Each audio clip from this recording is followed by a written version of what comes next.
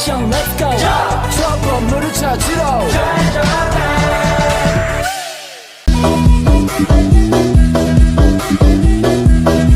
Assalamualaikum warahmatullahi wabarakatuh. Kami dari kelompok 5 ingin mempresentasikan tentang film Jenderal Sudirman. Jenderal Sudirman. Film Jenderal Sudirman merupakan karya yang mengangkat kisah hidup seorang pahlawan nasional Indonesia. Film ini menyajikan perjalanan hidup Jenderal Sudirman sejak masa kecil hingga kepemimpinannya dalam perang kemerdekaan Indonesia. Berikut adalah kesimpulan dari film tersebut. Latar belakang agresi militer 2 dibuka dengan pernyataan Belanda yang sepihak tidak terikat dengan perjanjian Renville. Apa itu perjanjian Renville? Perjanjian Renville adalah perundingan yang dilakukan antara Indonesia dengan Belanda pada Desember 1947 sampai 17 Januari 1948 dan tercatat sebagai peristiwa penting dan bersejarah dalam upaya mempertahankan kemerdekaan Indonesia melalui upaya diplomasi. Setelah disepakati pada 17 Januari 1948, perjanjian Renville memuat beberapa persetujuan, yaitu Belanda hanya mengakui Jawa Tengah, Yogyakarta, dan Sumatera sebagai bagian wilayah Republik Indonesia. Akibat perjanjian ini, banyak daerah produsen kebutuhan pokok jatuh ke tangan Belanda, merugikan ekonomi Indonesia.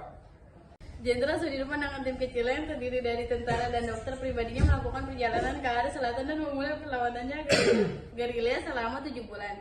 Di saat itu, para pemimpin politik sedang berlindung di Keraton Kesultanan usai Yogyakarta jatuh ke tangan Belanda pada agresi militer 2. Awalnya tim yang dipimpin Jenderal Sudirman tersebut diikuti oleh Belanda, tetapi Jenderal Sudirman dan para prajuritnya berhasil lolos dan mendirikan markas sementara di Sobo dekat Gunung Lawu. Pada waktu itu, Bung Karno dan Bung Hatta ditangkap dan diasingkan Belanda yang mengakibatkan pemerintahan lumpuh. Sementara itu, Jenderal Sudirman yang berada di hutan secara otomatis memimpin pemerintahan darurat militer bersama pemerintahan darurat Republik Indonesia (PDRI) di Bukit Tinggi. Selama gerilya dengan perintah dan strateginya, ia mampu mengendoi aktivitas militer di publik Jawa termasuk serangan umum 1 Maret langsung di Yogyakarta yang diusulkan Sri Sultan Habek. Jenderal Sudirman menjadikan Pulau Jawa sebagai medan perang gerilya yang luas dan membuat Belanda kehabisan logistik dan waktu.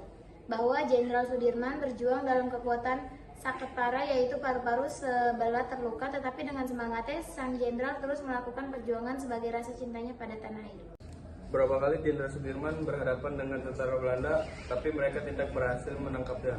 Tim gerilya yang dipimpin Jenderal Sudirman mampu membuat pasukan Jenderal Sport frustasi walaupun mereka sudah mengerahkan armada darat dan udara karena di medan perang tidak dapat menguasai.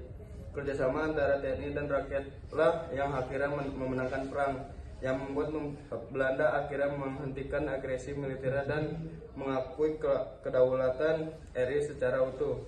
Setelah Bung Karno dan Bung Hatta kembali dari pengasingan, Jenderal Sudirman mengembalikan pemerintahan darurat militer ke pemerintah yang sah di bawah pemimpinan Soekarno-Hatta. Hal-hal yang bisa diambil dan contoh dari kisah Jenderal Sudirman, yaitu rasa kecintaan terhadap tanah air, patriotisme dan kepemimpinan, perjuangan dan pengorbanan, keteguhan, kegigihan dalam menghadapi berbagai rintangan demi mencapai kemerdekaan menjadi inspirasi dan kepahlawanan, bertanggung jawab, rela berkorban, taat peraturan pemerintahan.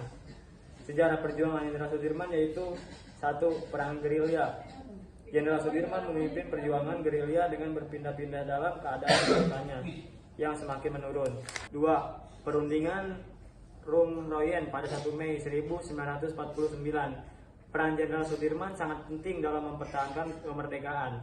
4. Mengusir sekutu. Memimpin TKR mengusir sekutu dari Ambarawa pada 12 Desember 1945. 5. Memimpin peta. Pasukan pembuka tanah air dalam merebut senjata dari tentara Jepang yang ada di Indonesia.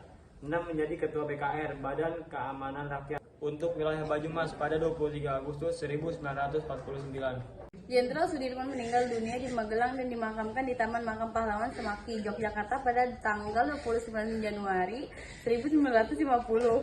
Meninggal pada usia 34 tahun dan dirawatkan sebagai pahlawan pembela kemerdekaan. Sekian presentasi dari kelompok kita. Assalamualaikum warahmatullahi wabarakatuh.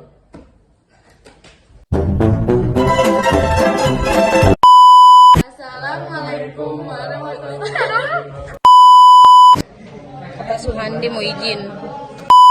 Nasional Indonesia. Film ini menyajikan perjalanan hidup Jenderal